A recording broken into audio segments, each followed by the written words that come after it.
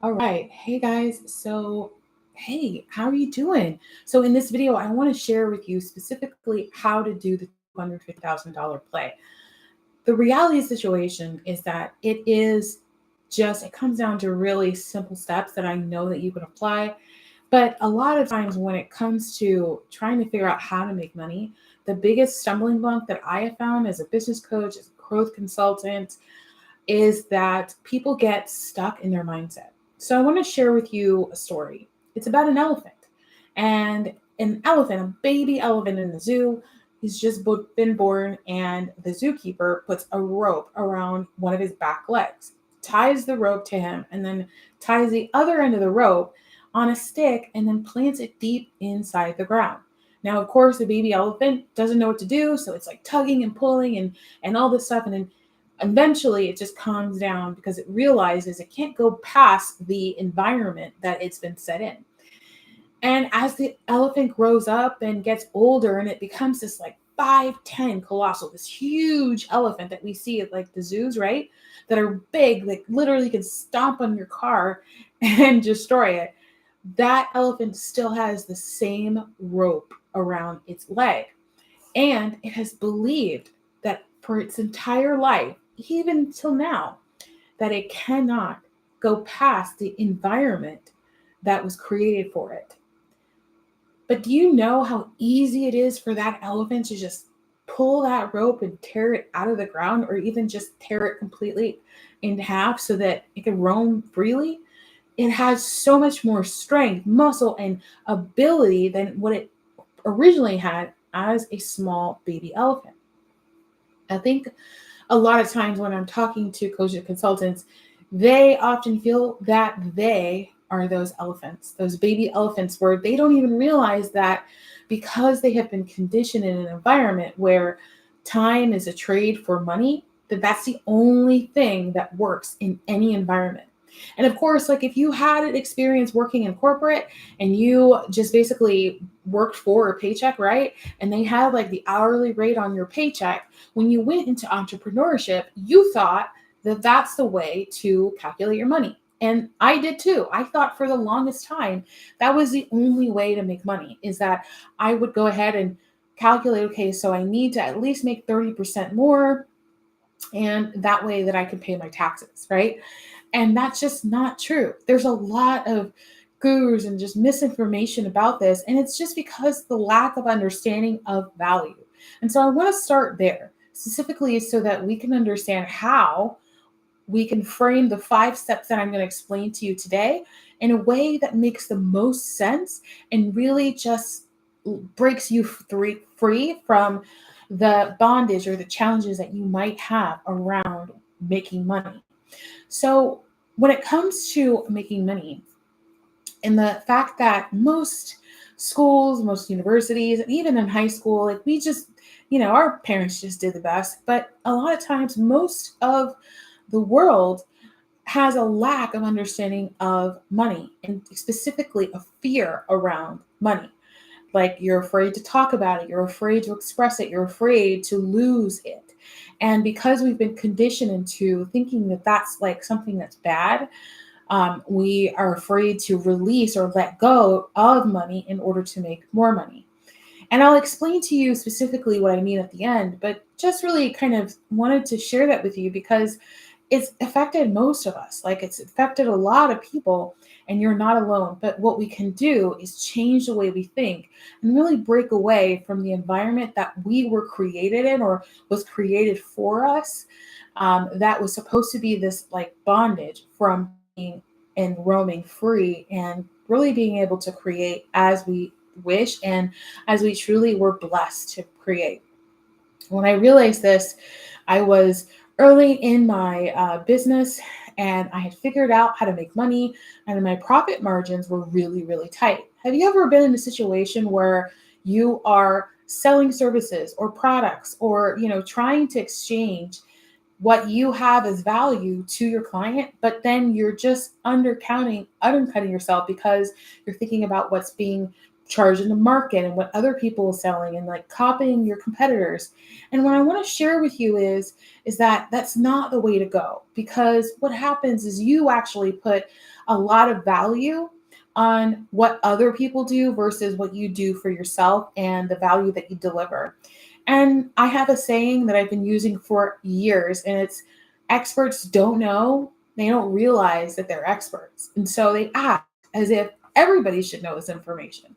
I know a lot of times when I'm talking to other marketers and business strategists, and they're saying to me, Melinda, wow, like, how do you know this stuff? I don't know this stuff. And I'm like, this is just like a no brainer, isn't it?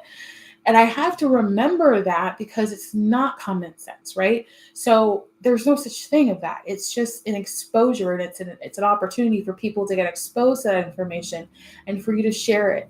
And that's where the most learning and the most engaging happens in those environments.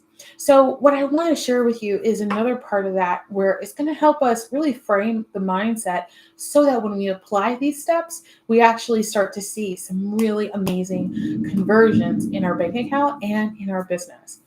So what I was sharing earlier about the elephant, that is a real key thing to keep in mind as you're going through different scenarios. And I'm not just talking about business. This applies to every aspect of your life. Like if you are just like pinching things like, oh, I'm afraid to spend this money, because what you are doing is you're telling yourself, right? You're reminding yourself that there's a limited amount of money. And that could be further from the truth. And I'm going to talk a little bit about that later on, but really what it matters most about your money is it's spent on a return on investment. There's a lot more opportunities for you to spend your money on liabilities than to spend your money on assets. And what's the difference? So a liability is something that has no return, right? You just spend it and it's gone forever, right? Whereas an asset is something that increases in value. There's an argument around whether or not you buy a house because of the interest rate, etc. And here's this thing what I hear a lot from, commercial brokers and people that have a lot of real estate and that have had a lot of real estate for most of their career, is that you date the rate, you marry the house, right? You marry the mortgage. You date the rate, you marry the mortgage. Why? Because the rate will fluctuate, it goes up and down. You can refinance once you have the house, but the asset, the house, increases in value regardless of what the rate is. And so that's really kind of cool, right? And of course, there's definitely times where it does go down or it kind of like stifles. But especially in today's world where there's so much change when it comes to population and living expenses and neighborhoods that are being developed in mass and accelerated pace, there is going to be an increased value to homes because they are in demand. So that brings me to my next point. To have a profitable business and for this system to work, you have to be planning yourself where it's in demand, where your business is in demand. And yes, you could go into any market, you can go into any niche and make money, but really to make it as fast as you really want to, you want to pick the right niche. And you want to pick the right niche within the right market. So I'm going to talk about that as well as part of our steps. And now we're going to transition to the first step, which is the money math. Now, I like doing the money math. And the reason why is because it frees me from feeling tied to or emotionally connected to money. So I'm going to share with you that you don't need to feel that way. I know it's going to be hard. I know that it's going to be kind of weird. And what I would suggest you to do is practice your zeros. I'm going to show you exactly what I mean in a moment, but you're going to practice your zeros. And so what that means is you're going to put a dollar sign and you're going to have a line, and you're just going to continue to tell yourself, you're going to say, I'm going to pay myself, and then 1, 0, 0, 0, as far as you feel comfortable. And I want you to practice that. And then I want you to continue to say to yourself, I am making, and then whatever you put down. I've gotten to the point where I'm saying I'm making $100 million. I'm making $100 million. I'm making $100 million. And what I'm doing is I am conditioning my brain to release some of the limitations around what is available for mean? So it's just a trick. It's neuroscience. It's cognitive behavior where we are actually implementing what we were taught as habitual activities, and they become truth for us. But it's really actually not truth. It's just true because we didn't understand specifically what it meant to have those limiting abilities or limiting mindsets. And now we're in a space where we want to find abundance. We seek it. In order to seek it or achieve it and actually accept it, we have to be able to practice that so that it's not foreign to us. So it's not a fear or anxiety around a lot of money. And that way it freely flows towards us. And I know that sounds like really woo, but truly it's a universal law. It's really about elevating, increasing your energy. Even it's spoken about in the Bible about just like, stay awake and be ready, right? Do not fear, right? Have faith like a child. It's like all about keeping our energy up so that we are able to receive what is for us, opposed to staying low and tight and not able to like raise our hands out and receive all the blessings that are for us. Because I do really believe that we are supposed to be abundantly wealthy. And I know that if we continue to keep practicing and trying, we will continue to increase our wealth over and over again. So in the last 4 years, I have helped my clients achieve a total of $4.4 billion in their businesses. And this is new business, right? And a win rate of 74%. So what does a win rate mean? Win rate means the conversion. So for every 10 opportunities, proposals, submittals, sales calls, whatever that was, it was out of 10, we were able to help them close 7.5, right? So there was about 2.5 that weren't able to close. That's pretty good, right? When you're thinking about what your conversion rates are.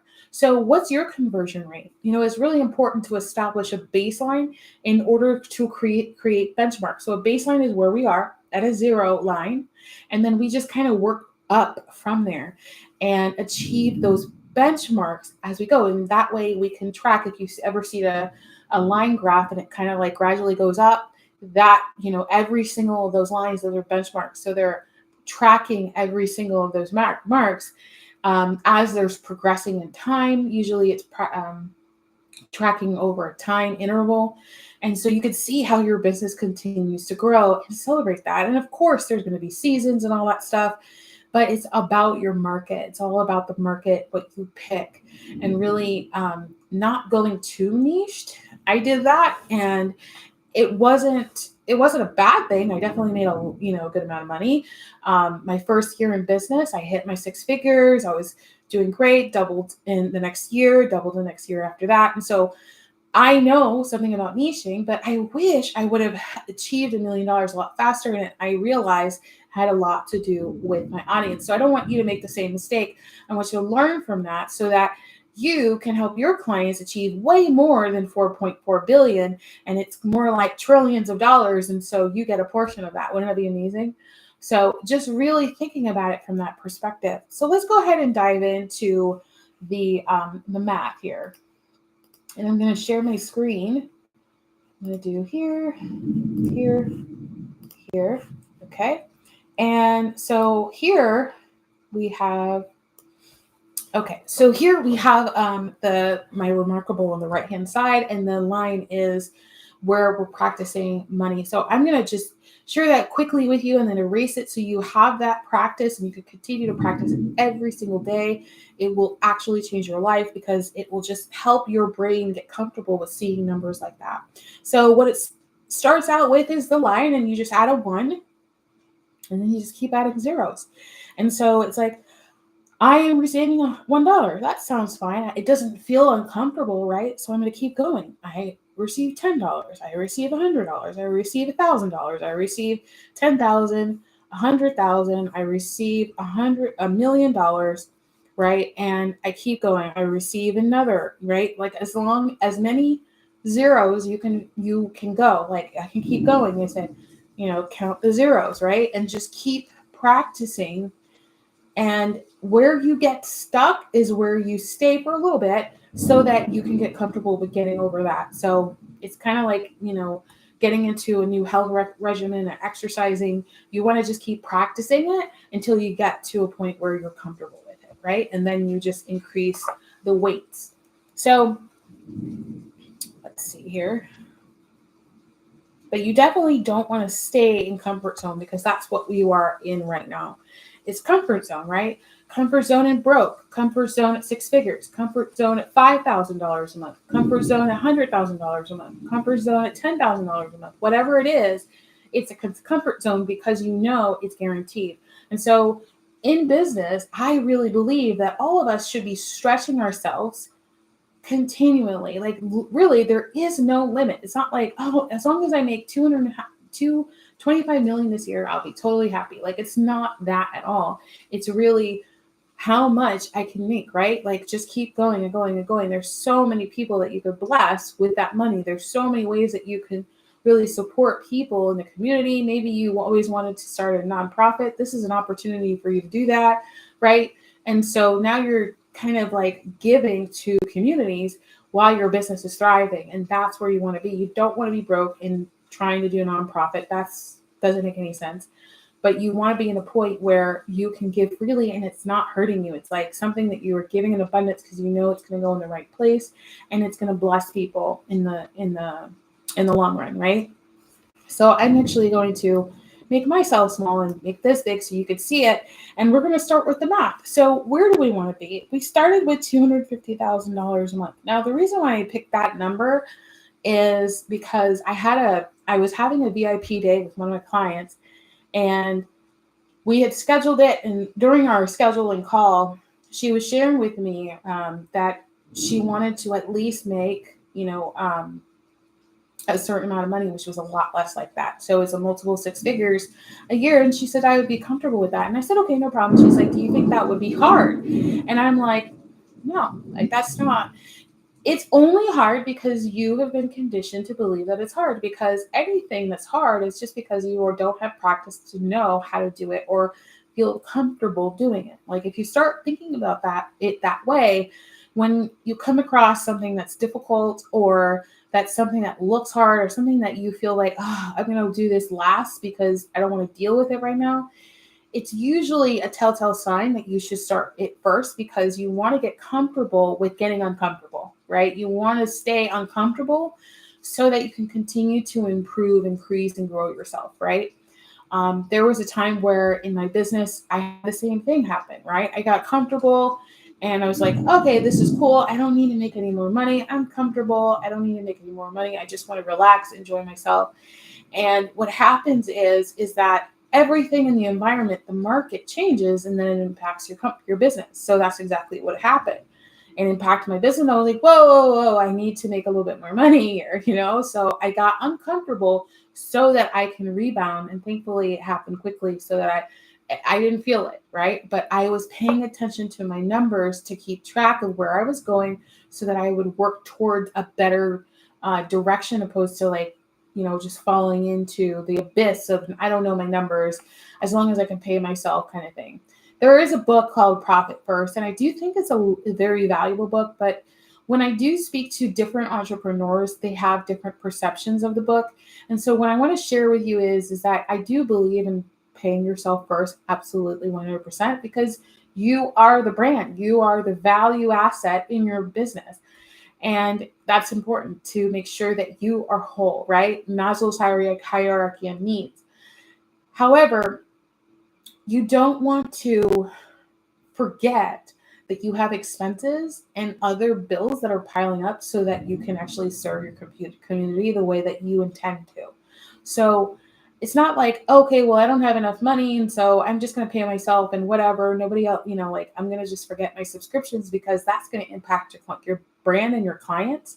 You want to make sure that you're making more than enough so that you're protecting your business in case there's a little bit of a dip in the market, which is out of your control, right? And so it really starts with just understanding your numbers so that you're not surprised.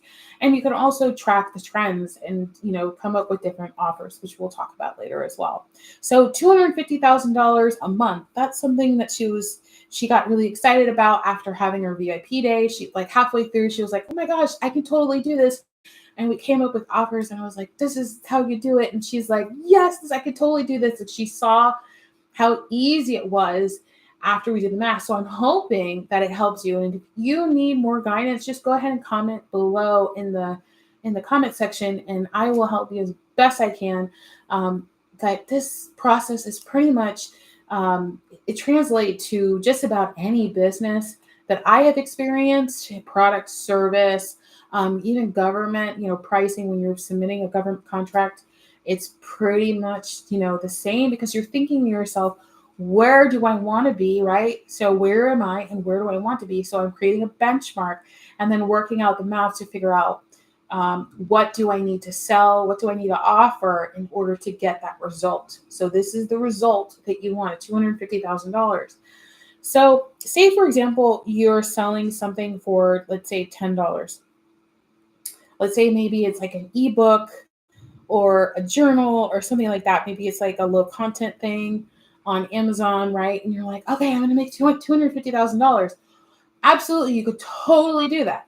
However, you're working a lot harder, because what you're trying to do is convert a $10 product into a $250 revenue stream consistently. And so if there aren't any examples out there in the market that have reflected that 250 is even easy. Like, I'm not even saying like, oh, one person reached it and it's totally doable. I'm saying that it has to be something like across the board, has to be basic, just stuff, because it's going to be very difficult. For a $10 thing, then that means that you're selling, if I take a zero out, that's right, 1, 2, 3, 4, 5. 1, 2, 3, 4, 1, 2, 3. So you're actually selling 25,000 copies of that ebook every single month. So that means like over a year. I mean, that's just crazy, amazing. I can't even do the math on that. That's a lot. So that's what?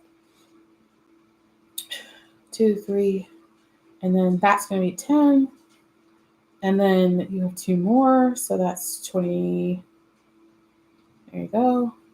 Maybe right. I don't know. I'm just doing it all by hand right now.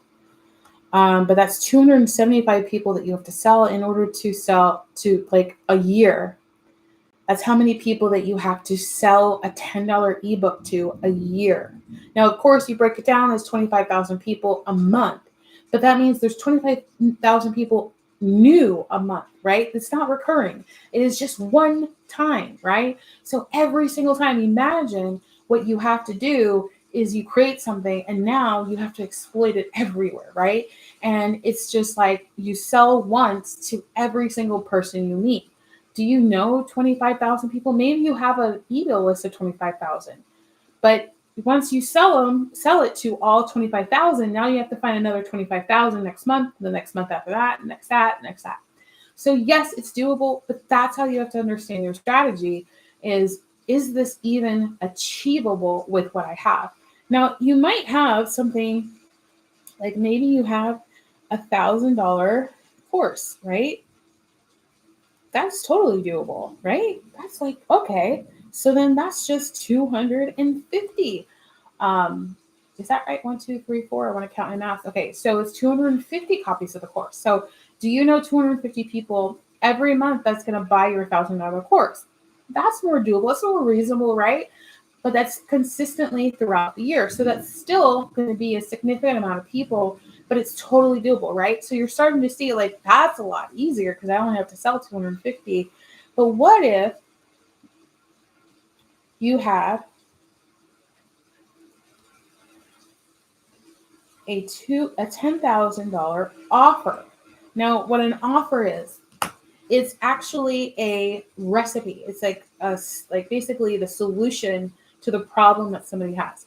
You know, when you go to the doctor and maybe you have like a stomach ache and you have a headache and you have like a burn and you have all these things and you're like, I just want to feel better, right? Like you're telling them of all your ailments and the doctor gives you a prescription for everything.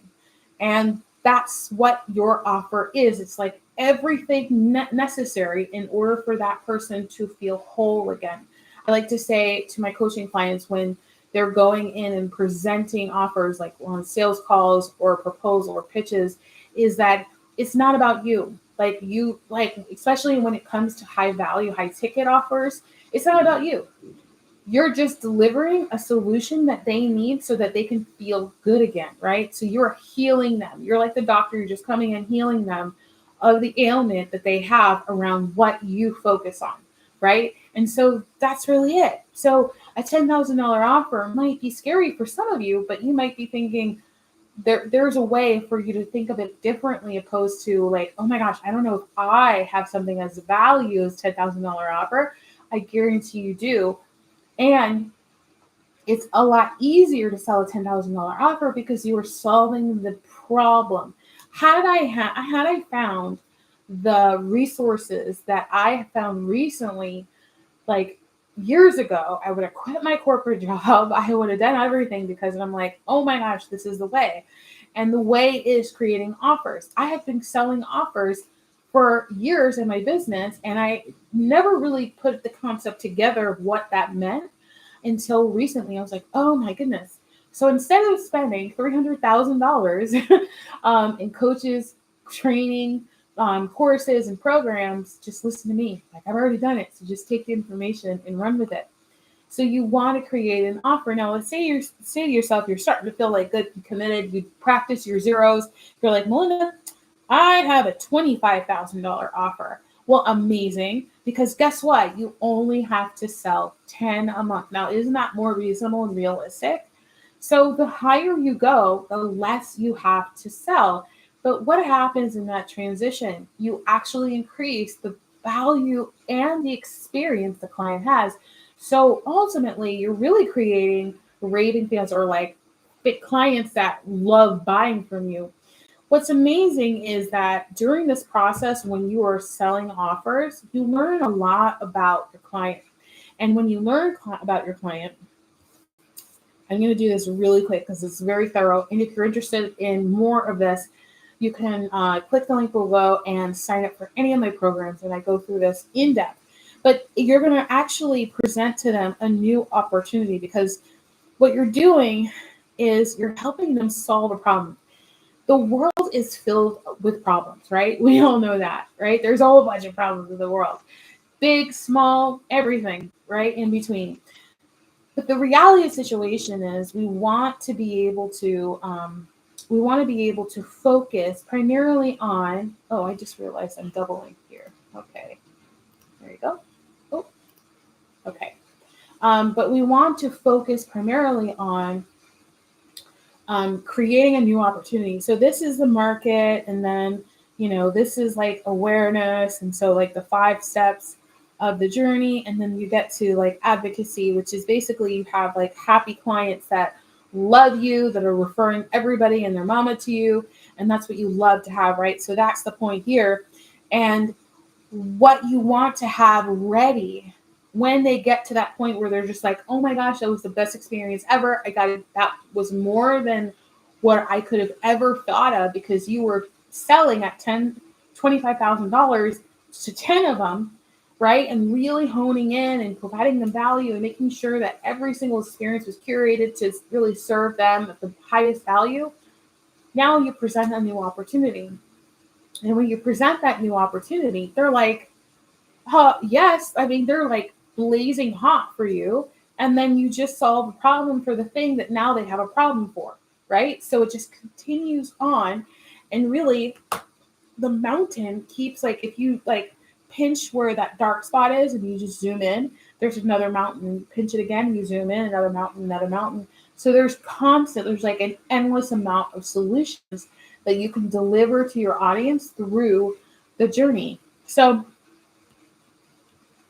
that's in a nutshell. There's tons of information about the client journey that I can cover. But for the sake of time, I won't in this, but you are welcome to just flip to another page. You are welcome to join for any of our free programs, or schedule a free strategy session where we can talk through this program with you so that you can apply it to your business. Now, the next thing you're going to do is you're gonna actually go back to that market, right? We talked about the pricing. Now, what I want to tell you about pricing is you won't anchor it on anybody else's price. Like whatever anybody else is selling out in the market is not your offer, right? But you want to be able to articulate value in a way that's going to be delivered like a no-brainer. Like the result is going to be 10 times what they paid for or more, right? That's like the deal. Like, if you ever go to have you ever gone to like a discount store and then or there's a sale or a clearance at your favorite store and you go and you're like, oh my gosh, I saved $150, right? Kohl's is like famous for this, right? And you think like, oh my gosh, you get those dopamine hits because you saved money. But you spent money, right? So you spent money to save money. It's kind of like weird, right? But it's total cognitive behavior. It's part of neuro marketing strategies. And this is something that I teach my clients so that they understand how to use these strategies to improve that desired experience that the client wants in a way that's like filled with integrity, right? We're not trying to core horse anybody or convince anything besides of what they've already said that they wanted. We're giving them exactly what they want in a way that's like the best experience possible because that's what they deserve, right? So once we have hit high ticket and high value, then we move on to really understanding our market, like touching into our market, talking to our clients, really getting that understanding of specifically what they want. Now, I want to go back to that mountain. This is your mountain, like this is your brand. Now, I would have made it a lighthouse because a lighthouse makes way more sense when it comes to analogy, where you are steadfast, right? You are grounded and your clients are the ships in the storm, right? You are guiding them through to the other side, to safety, and they just trust that you'll always be there, right? So that's like really true.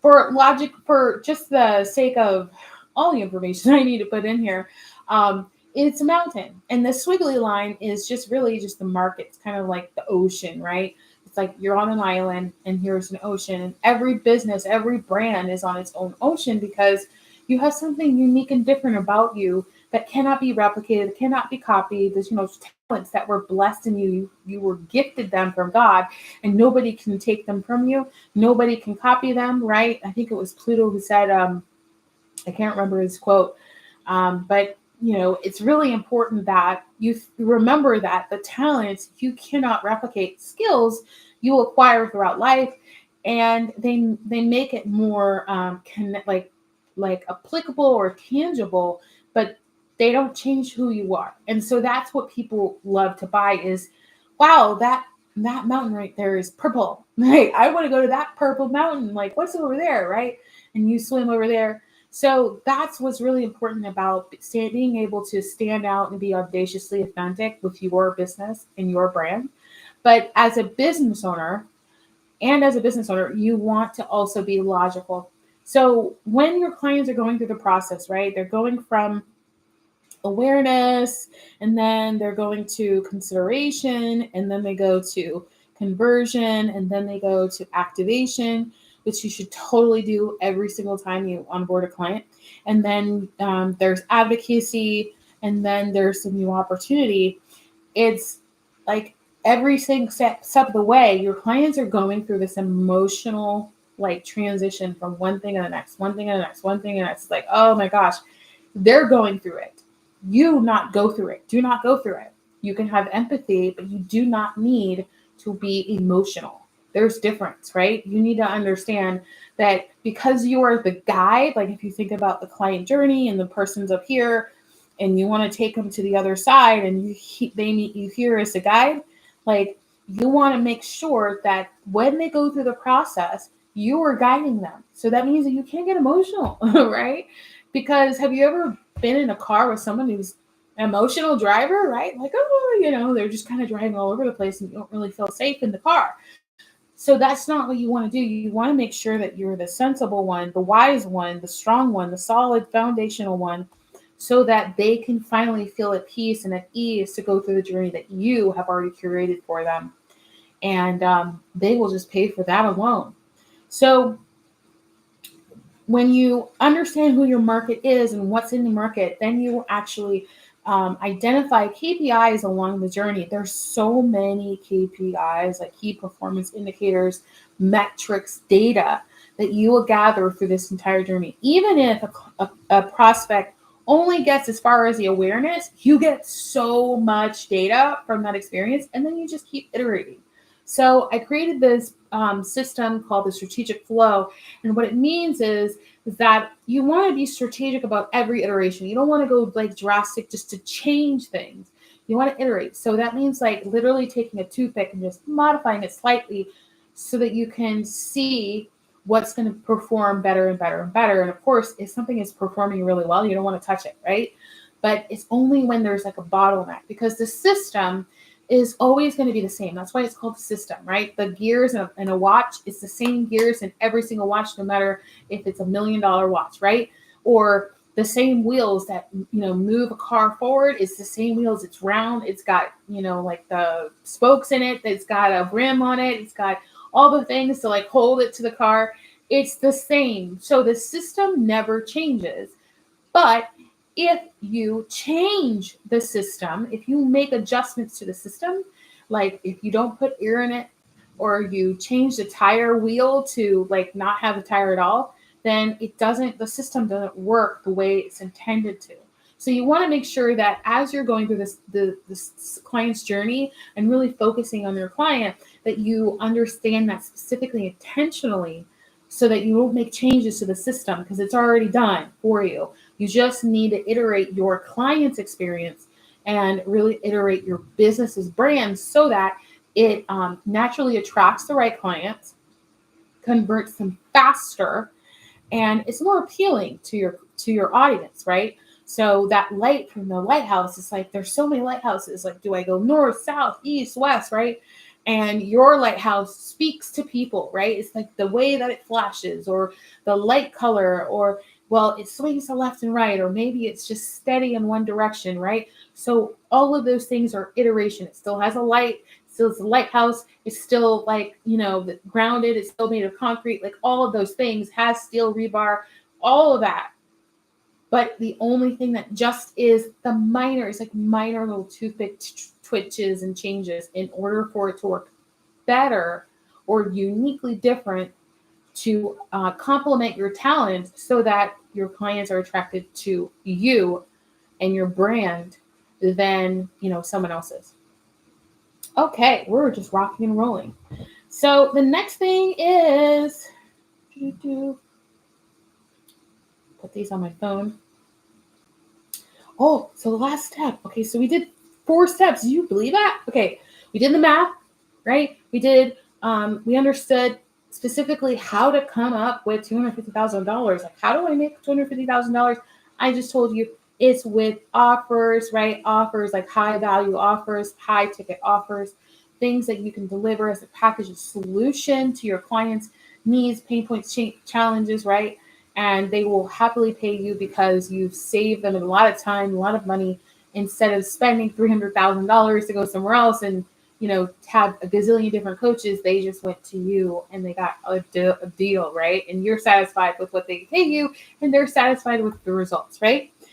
And then we talked about market. So once we've identified your vision, this was obviously a simplified version for YouTube, but like, once we move from vision, then we move on to vehicle. So it's like business development part, right? So what does that look like? How are we going to get to them, right? So it's partners and JV partners and past clients and competitors even. There's a whole play. It's so cool. I love actually looking at testimonials. A lot of people sleep on testimonials, but I look at testimonials on other competitor websites because I want to see what the experience was, right? Because people pay for a good experience. And so I'm looking for experience. So if they're saying like, I love the experience because it did X, Y, and Z, or I am able to da-da-da in my business, or I am able to live more freely financially, I'm like, yes, okay. Do I recognize that? Do I provide that value?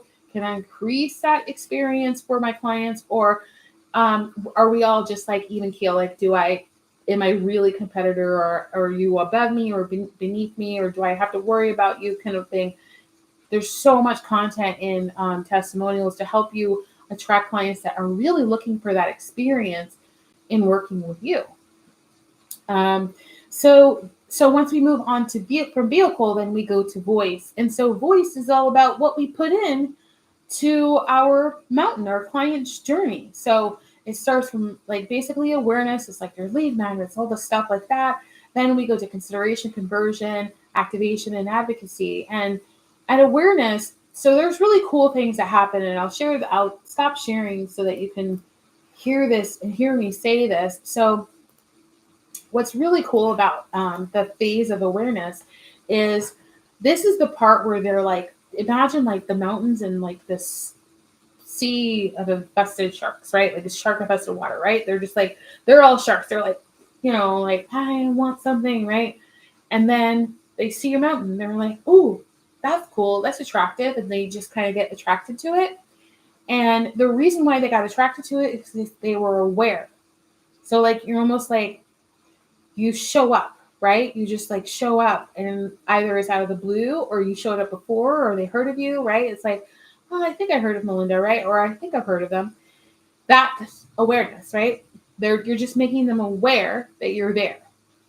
And so those type of solutions are symptom solutions because they're not fully problem aware. Awareness is about really helping people get over their symptoms. Like if you have, let's say, a pain in your side and it's not going away, and you Google pain in my left side, right? You're getting really specific, like pain in my left side, what being, beneath my belly button, blah, blah, blah, right? And you go online, you Google that specifically, then there's like websites that pop up that talk specifically about that symptom. And so that's where you want to show up. So like, what are the symptoms that people are searching so that they can find you? And that's really what awareness is. Now, when we move on to consideration, it's like after they clicked on the thing, they're like clicked and they're like, okay, this is my pain. Okay, so it could be this, this, and this, right? This is WebMD all day. This, and this, keeps you up at night, makes you cry, and you're like, oh my gosh, like I'm gonna die, right? And it's like totally fine. It's just like gas or something. But anyway, so you just go through this experience and you're like, oh my gosh, what do I do? That's consideration. They're like, is it this, this, and this? So if it's just gas, just drink something warm, exercise, stretch, right? Just like take care of your body. If it's more serious, like if you lose your appetite, then you need to go to ER. Or if it's associated with another symptom, you might just want to call a doctor, right? So there's different ways of getting help. Well, you just want to be able to outline what happens next, right? So if you handle it yourself, here are the ways that you can handle this, right? Ginger ale, tea, water, whatever, stretching, exercising. And then if it doesn't go away, then you go to these two things, right? That's consideration. So what you can create at consideration is really explaining to them why the symptoms exist and what you can do to solve the symptoms, right? And it's going to get you so far because it's going to get them so far, but this is where you can actually capture their email list and our email address and get their information so that you can follow up and really just help them with their symptoms, and just continue to keep them at consideration until they're ready to evolve to conversion. So conversion is exactly what it sounds like. It's converting them into a client. So that's a transaction of sales. And at this stage, there's something really cool that happens is like from going from an emotional state where they're stressed, they're overwhelmed, right? Because they're in pain, to, wow, I found somebody that's going to help me. But now, now logic takes leadership, and emotion pulls back. So now once you've converted money, there's an emotional logical conversion, and you work through that to activation. Activation is all about steps. So make sure you are clear about your steps. What does it look like to work with you? Step 1, we're going to have a kickoff call. Step 2, we're going to have a strategy call. Step 3, we're going to have set up system, or you're going to get logged in. You're going to be welcome to the community, blah, blah, blah. Whatever it is, step by step. This is what you can expect. We can see that a lot. Once you buy something from Amazon, you get like a gazillion emails before you even get the package, right? You submit the order, then you get an email that says the order was processed, and you get an email that it was the order is been pulled from fulfillment. Then you get an email that's on the truck. Then you get get emails until it's delivered to your and you have it in hand. And then after that, they send you another email and ask you about your experience, right? All intentional. They spend millions of dollars with psychologists and neuromarketers to figure this information out. Just glean from what they're doing because they're doing something intentionally, especially with online market and the way that it is now. It's really important to kind of consider that as you're building out your business. Now, once you move on from consideration, activation to advocacy is where they're like, oh my gosh, this is amazing. Now, a lot of businesses think that this is the first time you survey your client. But if you're a logical business owner, you're surveying them throughout the process because you're creating baseline benchmarks for where you want them to be emotionally, where you want them to be logically, in order for them to be coached and trained to be good clients. If they're good clients, they have great experiences. And when they have great experiences, then you're happy, they're happy, and everything goes well. But if they're not good clients, that means that there was something that didn't go right, whether it was just not the right fitting or that something went wrong that needs to be corrected immediately. And you can go ahead and assess them how you need to. So we went through a lot. That's how to make $250,000 a month. At the end of the day, it's all about your math. Now, you start with the math, you make sure you understand your numbers, and then you know how many clients you need to close. And there's a whole percentages, things, stuff like that we can share with you during your strategy session. How many you need to close in order to hit your number. And it's totally possible for you to hit the number. I just spent 45 minutes going through that. And I know for a lot of you, you're probably thinking, wow, that was a lot of information. But I know that you can do this. Like, it's totally possible. In fact, I guarantee you will. I guarantee if you do what I am sharing with you, if you apply to participate in our upcoming masterclass or register for or actually book a call to speak to my team or myself about a strategy session that you can get for free, if you do all of those things, this will work because we've seen it work and we know it can work for you. If my clients can make $40,000 in a day, you can make $250 in a month. All right, guys. Thank you so much for listening. Thank you so much for taking notes. And if you like this video, go ahead and press like. If you have not subscribed, make sure to subscribe. And I'll see you in the next video.